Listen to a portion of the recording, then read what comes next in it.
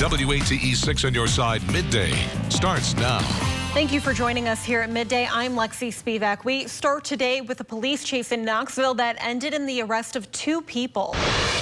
Welcome back. We're on your side helping you track prices at the pump. While gas prices are still high, we are seeing slightly lower prices right now compared to last week. Here's what we're talking about. Okay, so the average price for a gallon of regular in Knoxville is $4.57 today. You can see that in the top row. And while that's up a penny from yesterday, this price is 2 cents lower than it was last Monday. And a month ago, the average price for a gallon was $4.24. Okay, so we're going to take our victories while we can. There's more than fireworks and cookouts to look forward to on this 4th of July. A lot more. So several major retailers are also offering up some holiday sales and discounts on everything from lawn care items to summer swim toys. And we have breaking news here at midday. Police in Texas are giving a press conference on that deadly elementary school shooting in Uvalde.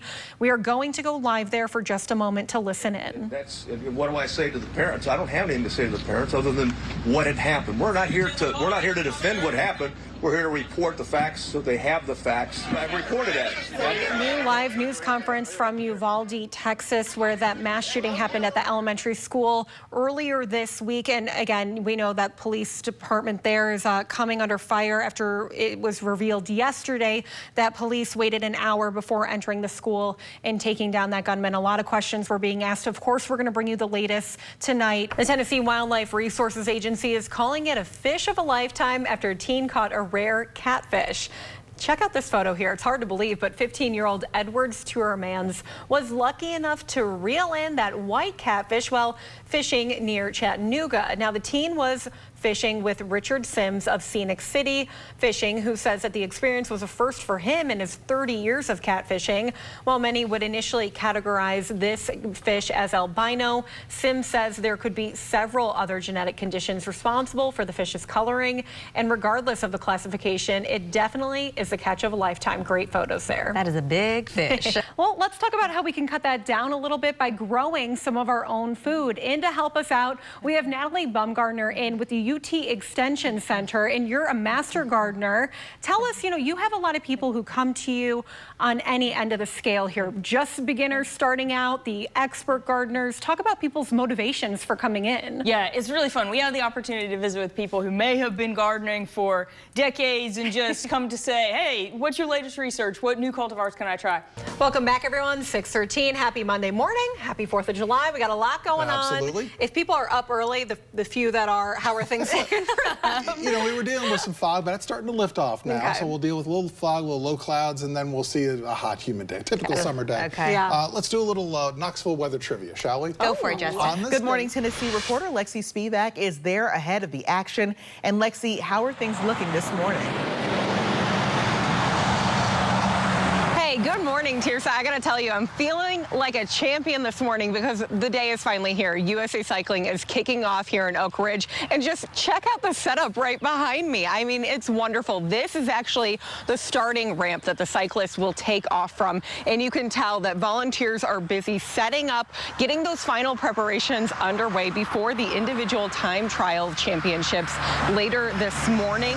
That's going to involve a 7.2-mile section of road along the banks of Mountain Lake. So a beautiful scene for these cyclists and all the spectators as well. Now, of course, we know that the cyclists will compete in a variety of laps on this course. Now, the women will complete 2 laps for a total distance of 23.2 kilometers. Then the men will complete 3 laps for a total distance of 34.9 kilometers. So we're not messing around here. Now, the course is relatively flat with 3 technical U-turns, which allows spectators to see athletes pass multiple times from just one location. So great event for the family here. The women's race is going to start around 9:30 this morning, and then the men's race starts at 12:30 this afternoon. Award ceremonies will then be held after each race at the Mountain Lake Drive Pavilion, and there are some road closures as well with this. So we want to make sure that we warn you about those because they're coming up here pretty soon. So road closures on Mountain Lake Drive, which is where we are right now,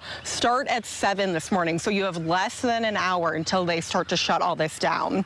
Now, this is going to be starting at the area from Amanda Drive to Emory Valley Road. Then at 8:30, Mountain Lake Drive between Palisades Parkway and Rolling Links Boulevard will close, and Union Valley Road will also be closed just before it intersects with Mountain Lake Drive. Now, we're right here at Mountain Lake Park right now, and again, this is where much of the action is happening. We also have, in addition to the road closures, some notes for the neighborhoods around this area that you're going to want to head to WATE.com for. Now, we have coverage coming for you all day about USA Cycling and really all weekend. Also, though, we want to remind you, in 30 minutes, we're going to talk to the defending male champion of this race about how he's still fighting to keep that title. Tirsa, back to you.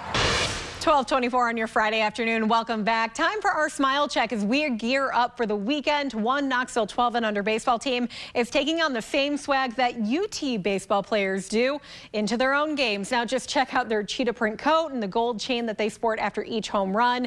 Very similar to what UT does. Now they also have some daddy hats. The Diamond Elite 12 and under team was in Cooperstown, New York for the past week. The team of 11 played in a tournament, playing 9 games in a tight time span of 3.5 days. They took home 13th out of more than 50 teams across the nation. Their head coach says there was one more request from the team that they were able to fulfill. He also spoke about the UT players and the impact they have on these kids.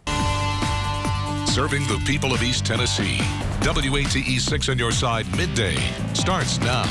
Thank you so much for joining us here at midday. I'm Lexi Spivak. We want to go right back to meteorologist Justin Kiefer. You know, we've been talking about the heat all week long. Really, that feels like temperature is almost unbearable, Justin. But you do say that there is some possible relief in sight. We've got some for the weekend that will be exceptionally nice compared to this. I'll take it. The soup that we've been in the last few days, Lexi. Absolutely. Yeah, we were under this heat advisory that's in effect right now for all of East Tennessee. Well, for a lot of East Tennessee, and this really is related to the heat index temperature. The heat advisory comes out from the local National Weather Service offices when the threshold is met for heat index forecasts of well in excess of 100 degrees, and that is expected for the rest of today.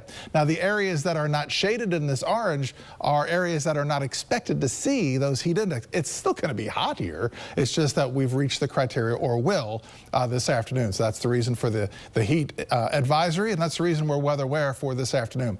Current temperature 91 in Knoxville, 90 at Maryville, Athens, and Tellico Plains. It's a very warm 85 at Gatlinburg. Look at Middlesboro, Southeast Kentucky at 91. And there's very little in the way of rain, but there have been a couple of showers that have been popping up, a few thunderstorms, extreme northeast Tennessee up by the Tri-Cities and in southwest Virginia. That's kind of the nature of our heat today. 1 or 2 storms popping up as temperatures top out in the mid to upper 90s for some. We'll talk about when things cool off coming up in just a bit. All right, Justin, thank you so much for keeping an eye on that. And speaking of the heat, TVA officials report power demand hit 30,784 megawatts yesterday. That's the 3rd highest peak ever recorded in June. It also follows Monday's record-breaking power demand and marks the 3rd straight 30,000 plus megawatt day. So very hot out there. Now, a Blount County girl is safe and a man is in police custody hours after an Amber Alert was issued by the TBI. The TBI was looking for 14-year-old Alexis Byrne, who they say may have been with Nathaniel Covington. He was wanted out of Blount County for kidnapping. The TBI issuing an Amber Alert just after midnight, and only 30 minutes later, TBI officials announced Alexis had been found safe and Covington had been taken into custody. We're told they were found in Clarksville, Indiana. And continuing coverage here at midday, the man accused of robbing a 92-year-old woman outside of her home is now in custody. Police capturing Michael Bledsoe early this morning after getting a tip he was at the Casey's on Chapman Highway. Officers later found him hiding in a nearby woods. Officials say he was found with a substance believed to be heroin in his possession. Now, in addition to his outstanding warrants, Bledsoe is now facing several charges, including drug possession, resisting arrest, and evading arrest. And this all stems from an incident earlier this week when Bledsoe allegedly followed the 92-year-old woman home from the Sam's Club on Knoxville Center Drive and snatched her purse while she was unlocking her door. The Tennessee Wildlife Resources Agency is investigating after another bear attack. Now, this latest one happening yesterday around 4:30 in the afternoon on Abbott Road in Sevierville, when a family of bears seemingly walked onto a woman's front porch. Now, TWRA officials say that a 90-year-old woman was sitting on her porch swing when she was surprised by a mama bear with 3 cubs that came right on up. Now, that woman started shaking a lawn chair, trying to scare the bears off. The adult bear scratched her on the arm, and then all 4 of the bears took off. The woman drove herself to the hospital and was treated for non-life-threatening injuries. TWRA says that wildlife officers euthanized that bear because of the attack. They're also monitoring the behavior of the 3 remaining cubs. Now, this comes just a few days after another bear attack in the Smokies where 2 people were hurt. We told you that it happened on June 12th, and it was when a family of 5 was sleeping in a tent at Elkmont Campground. The bear ripped into the tent, scratching a 3-year-old and her mom on their heads. Park rangers say the father managed to scare that bear off after several tries. That bear was later euthanized after rangers say it showed extreme food-conditioned behavior. The Hawkins County community coming together last night to hold a vigil for Summer Wells 1 year after she went missing from her home. Now, dozens gathered at Warriors Path State Park in Kingston last night, just feet away from where Summer went swimming on the last day that she was seen. There was song and prayer, and some even brought toys and tributes to leave next to the water. Now, the vigil was organized by a church group, Awaken. They say it was about positivity and keeping hope alive that Summer may someday come home. I don't think the negativity is helping the Summer Wells case in any way, and there's so many false stories, accusations, people just running rampant with their whatever comes across their mind, so it's just really not helping the case come full circle. People in the community hope that keeping Summer's name out there will eventually lead to a breakthrough in her case. Knox County District Attorney General Sharm Allen is shedding light on the Knox County Regional Forensic Center's newly released drug-related death report for 2021. The report shows the number of people who overdosed and died in Knox County increased 29% in 2021. Now, Allen stated that the report showed an unfortunate trend for Knox County that also saw a rise in overdose deaths in 2020 after they started to decrease in recent years. Allen says the lingering effects of the pandemic and the impacts that they have on mental health are a contributing factor in the increase in overdose deaths.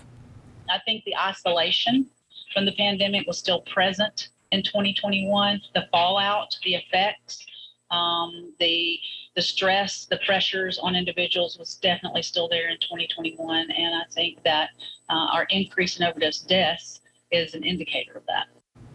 Now, Allen also stressed the connection between fatal overdoses and mental health issues. She says if you or anyone you know is experiencing addiction or mental health struggles, it's important to reach out for help before it's too late. New information here at midday. The elevators at Summit Towers are having some problems again. Now, we reached out to Mark Wilbanks with KFD. He tells us Summit Towers is limiting the use of the elevators because of the extreme heat taking a toll on the elevator system. Now, we're told that mobile air conditioners have been brought in an effort to keep the elevator loft and the motors cool. Fire officials are also closely monitoring that situation. Also new at midday, Knox County will offer a free property fraud alert program to help property owners avoid being scammed. The program will be run through the Knox County Register of Deeds office. Those who sign up for the free program will receive a notification anytime a document has been recorded that affects their name, business name, or real estate. Knox County Register of Deeds Nick McBride calls the program a, quote, identity protection tool for your real property, end quote. Knox County residents can sign up for the program by visiting the Register of Deeds website at knoxcounty.org/register. A groundbreaking ceremony held this morning for the building of SEED's second energy-efficient affordable home. SEED is an organization that works in community outreach and helps provide pathways out of poverty, as well as environmental education and community engagement. The organization has already built one energy-efficient affordable home here in Knoxville, and today they broke ground on their second, which will be located on Fern Street in East Knoxville. SEED's CEO tells us the organization is working to make sure the home is built with care and security, as well as environmental efficiency in mind. We hired some of the best people to work on this house as far as engineers, architects. We worked with Habitat for Humanity and stuff like it to build the best house that we possibly can be and put it in communities that normally don't get the best or have to settle for less than best. The house will be a 3-bedroom, 2-bath home that will be available for sale to a low-income family once it's completed. And we want to remind you, as part of our Founders Day of Caring, we here at WATE are partnering with Second Harvest Food Bank for a food drive. It's coming up tomorrow. Take a look at your screen. You're going to be able to drop off donations at our Greystone Studios from 6 in the morning until 7:30 that night. So you have all day. We're located at 1306 North Broadway. You'll also be able to donate to Second Harvest online. Again, this food drive is coming up tomorrow. We hope to see you there. Orange and White Nation Report, brought to you by your Greater Knoxville Honda dealers. All right, Tennessee's baseball season, it might be over, but the program continues to rack up accolades. UT head coach Tony Vitello has been named the National Coach of the Year by Perfect Game. In his 5th season at Tennessee, Vitello led his squad to a remarkable 57-9 record this season, earning the most wins in program history. The Big Orange led the nation in team ERA and home runs, earning the program's first ever #1 overall seed in the NCAA tournament. Tennessee also opened SEC play with a 12-0 record, marking the best start in conference play in league history. They also won back-to-back SEC regular season and a tournament title for the first time since 1995. Congrats to the coach there and that entire team. Coming up on WATE 6 on your side at midday, a look at the historic flooding in Yellowstone National Park as it now leads to a water crisis in Montana. We'll explain. And for our forecast here across East Tennessee, the heat continues to build. We'll talk about the rest of your Thursday when things change for us for the weekend. It's all in your forecast. You won't want to miss it. What comes up next? You're watching WATE 6 on your side midday. We'll be right back.